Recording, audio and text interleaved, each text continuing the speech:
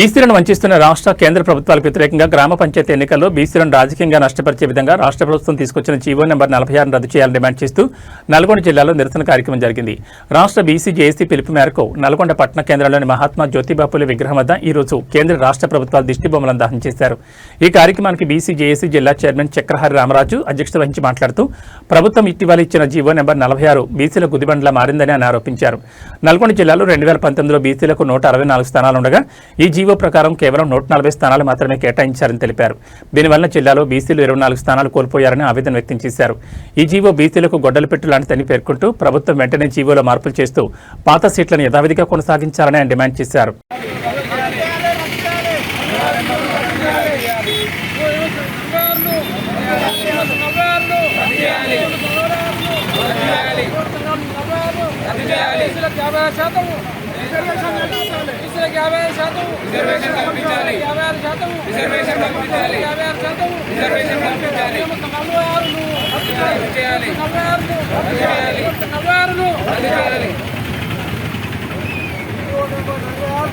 Plus 10% ఇచ్చినప్పుడు 50% reservation కల్పించలేదా కోట్లకు, కానీ బీసీల కాడికి వచ్చేటప్పటికి మాత్రం ఈ సీలింగ్ కల్పిస్తున్నది. కాబట్టి మేము కోరేది ఏమిటంటే కేంద్ర రాష్ట్ర ప్రభుత్వాన్ని ఏం డిమాండ్ చేస్తున్నామంటే మీరు చట్టబద్ధంగా 42% రిజర్వేషన్ కల్పించిన తర్వాతనే మరి గ్రామ పంచాయతీ ఎన్నికలకు వెళ్లాలని బీసీ జేఏసీ తరఫున మరొకసారి డిమాండ్ చేస్తా ఉన్నాము. జై బీసీ. ప్రజలందరి కొరకు బాబాసాహెబ్ భారతరత్న అంబేద్కర్ రాశారు. సామాజిక, ఆర్థిక, రాజకీయ న్యాయానికి ప్రజలందరికీ, భారతీయులందరికీ హక్కు కలిగి ఉంది. మరి బీసీలకు 42% చేస్తానని మరి అదేవిధంగా రాష్ట్ర ప్రభుత్వం, కేంద్ర ప్రభుత్వం ఈ విధంగా తాత్సర్యం చేయడం అనేది ఇది తగని విషయం. కాబట్టి ఈరోజు మరి జీవో 46ని మరి రద్దు చేయాలి. తర్వాత భారతదేశంలో ఉన్నటువంటి బీసీల జనాభా ప్రాతిపదికన రిజర్వేషన్ పెంచాలి.